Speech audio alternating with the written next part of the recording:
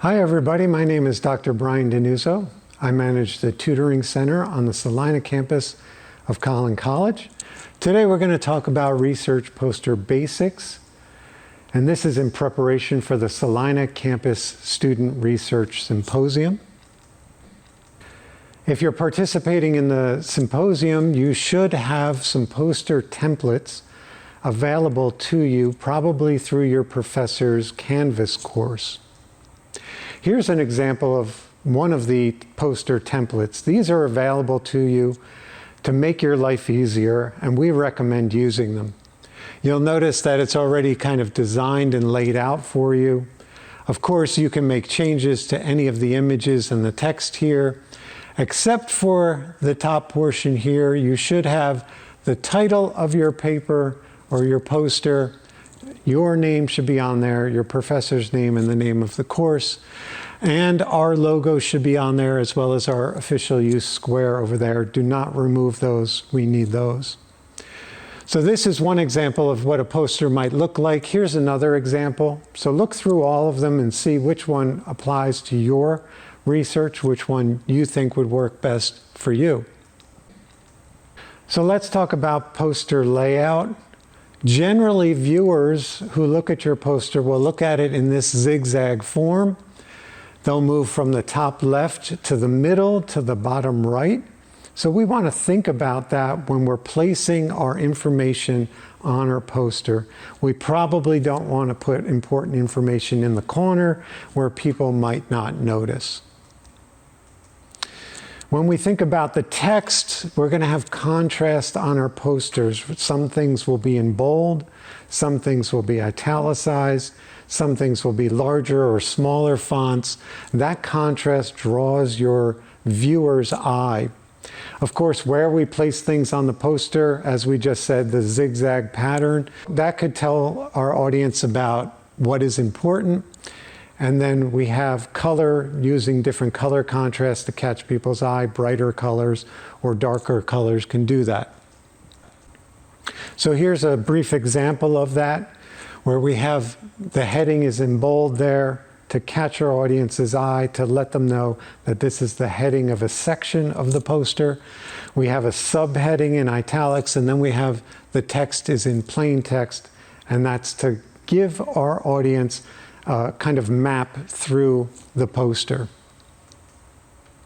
There are some rules for graphic design that you might want to consider. Repetition, right? Keeping the boxes in similar sizes, using the same kinds of headings. The alignment, making sure that the boxes are arranged in a similar way. We talked about color contrast, using bold words or different colors can catch people's eye. And then where we place things on the poster, usually things that are together are important to go together. So we want to keep them in the same area on the poster. Think visually for your poster. It's not as simple as copying your essay and pasting it into a poster. We probably don't want that many words on a poster. We certainly don't want long sentences, dense text, long paragraphs. Consider using photos, consider using charts and graphs to communicate a lot of information in small spaces. Using timelines and maps and flow charts can help you do this. It's also visually appealing to your audience. Here's an example of some of the design strategies that we talked about. The zigzag pattern, once again, important information. Notice the bold headings throughout the essay. Notice that the boxes are roughly the same size, the same distance from each other. We have the important information in the middle. Different font color contrasts the other font. Different background, also contrasting the other background there. That will draw your viewer's eye. When we begin editing the text, as I mentioned, we don't want a lot of long sentences and dense text. We can cut things down, we can use bullet points, we can make lists, and we can use images to convey the information from our research paper into our poster. Before you print, it's a good idea, or before you submit to the symposium, it's a good idea to print a draft of your poster on a regular sheet of paper. This will give you kind of a bird's eye view of your poster. Is it legible? Is the text big enough? Do the colors work for it, or are they too distracting? Are the visual images in the right place on the poster? In addition to that, we want to make sure that any images that we add to the poster are visible, they're not blurry, they're not pixelated. This will distract your viewers, so we want to choose really good images. And again, we're grouping things together on the poster.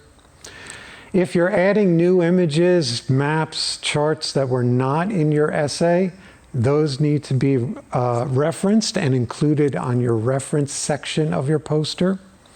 And before you submit to the Celina Campus Student Research Symposium, check with your professor to make sure you've met all the requirements of the poster.